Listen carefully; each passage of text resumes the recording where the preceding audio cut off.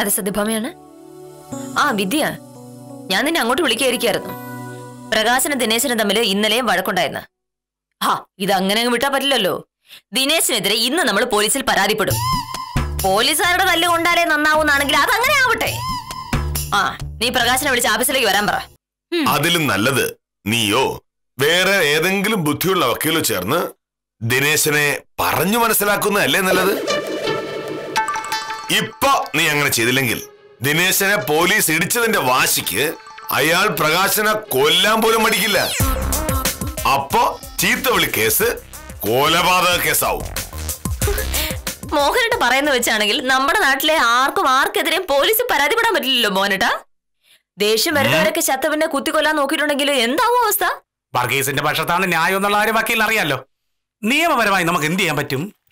നിയമപരമായിട്ട് ചെയ്യാവുന്നത് ഒരു case file ചെയ്യാവുന്നതാണ്.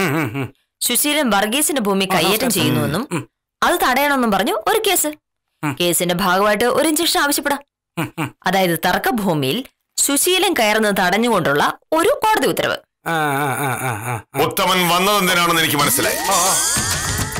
വർഗീസും സുശീലനും തമ്മിലുള്ള അതിർത്തി തർക്കത്തിന്റെ കേസിനെ പറ്റി പറയാനല്ലേ? എന്റെ ഭാര്യ ഒരു വക്കീലാണ്.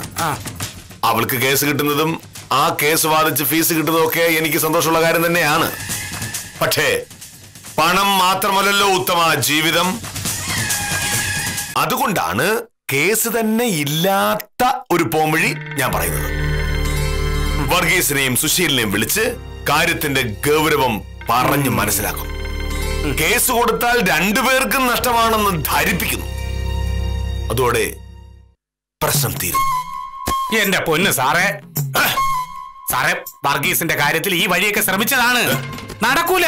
ഞാൻ ശ്രമിച്ചില്ലല്ലോ ഉത്തമ, ശ്രമിച്ചത് നിങ്ങളൊക്കെ അല്ലേ. നിങ്ങളൊക്കെ ശ്രമിക്കുന്ന പോലെ അല്ല മോഹനേഷൻ ശ്രമിക്കുന്നത്. ഇന്നൊരു ദിവസം എനിക്ക് തരൂ. അവർ തമ്മിലുള്ള പ്രശ്നം എനിക്ക് തീർക്കാൻ പറ്റിയില്ലെങ്കിൽ നാളെ ഭാമ കേസ് കൊടുത്തോട്ടെ. വക്കീലെന്ത് പറയുന്നു? ഞാൻ സമ്മതിച്ചു. ഇനി മോഹനേട്ടനായിട്ട് നല്ല കാര്യം ചെയ്യാൻ ഇറങ്ങുമ്പോ ഞാൻ എതിർത്തൊന്നും വേണ്ടല്ലോ.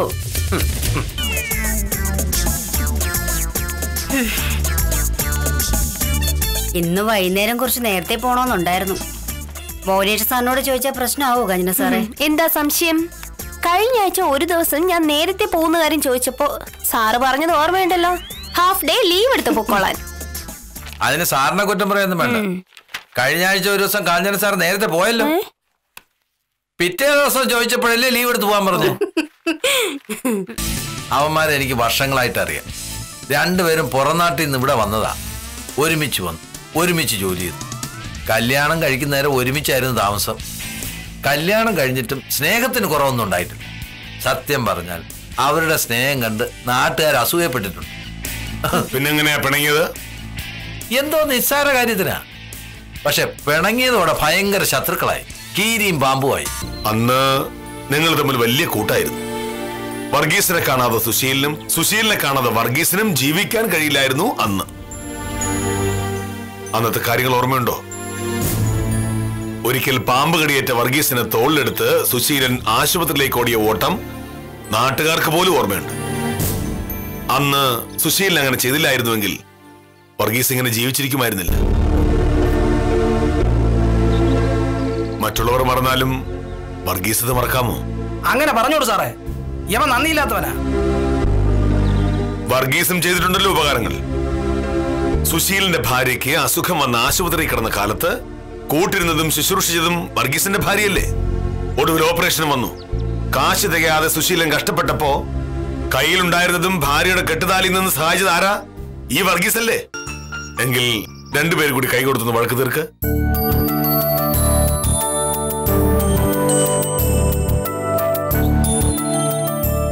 വർഗീസേ, ഓട്ടടാ, ഒരബദ്ധം പറ്റിപ്പോയി. സാരമില്ലടാ, എനിക്കും പറ്റിയില്ലേ അബദ്ധം. നീ എന്നോട് ക്ഷമിക്ക. രണ്ടുപേരും കൂടെ നേരെ ചെല്ലപ്പന്റെ ഷാപ്പിലോട്ട് നിന്ന് കയറി. നമ്മുടെ നാട്ടില് ആർക്കെങ്കിലും ഒക്കെ സന്തോഷം ഉണ്ടാകുമ്പോ അങ്ങനെയാണല്ലോ ആഘോഷിക്കുന്നത്. അവിടെ ചെന്നിരുന്ന് ഓരോ കുപ്പി കള്ള് കുടിച്ചു. വീണ്ടും സാറ് പറഞ്ഞതുപോലെ കെട്ടിപ്പിടിച്ചു, കരഞ്ഞു. അത് കഴിഞ്ഞ് ഓരോ കുപ്പി കള്ളും കൂടെ കുടിച്ചു, വീണ്ടും കെട്ടിപ്പിടിച്ചു, കരഞ്ഞു. അങ്ങനെ കെട്ടിപ്പിടിച്ചോണ്ടിരുന്നപ്പോ സുശീലൻ വർഗീസിനോടൊരു ചോദ്യം. എന്നെ ഒഴിവാക്കി വസ്തു കൈവശപ്പെടുത്താൻ നീ കൈക്കൂലി കൊടുത്ത് വിളിച്ചോണ്ട് വന്നതല്ലേടാ മോഹനേഷ സാറിനെ എന്ന്. അത് കേട്ടതോടെ വർഗീസിന്റെ ഭാവം അങ്ങ് മാറി. സത്യഭാമ വക്കീലിനെ കൊണ്ട് ഞാൻ കേസ് കൊടുപ്പിക്കാതിരിക്കുന്നതിന് വേണ്ടി നീയല്ലേടാ മോഹനേഷ സാറിനെ ഇതിൽ ചാടിച്ചത് എന്ന് വർഗീസ്. തർക്കമായി, വഴക്കായി, തല്ലായി. ഒടുവിൽ അവിടെ ഇരുന്ന കള്ളുകുപ്പി എടുത്ത് തല്ലി പൊട്ടിച്ച് വർഗീസ് സുശീലന്റെ കയ്യിലൊരൊറ്റ കുത്ത്.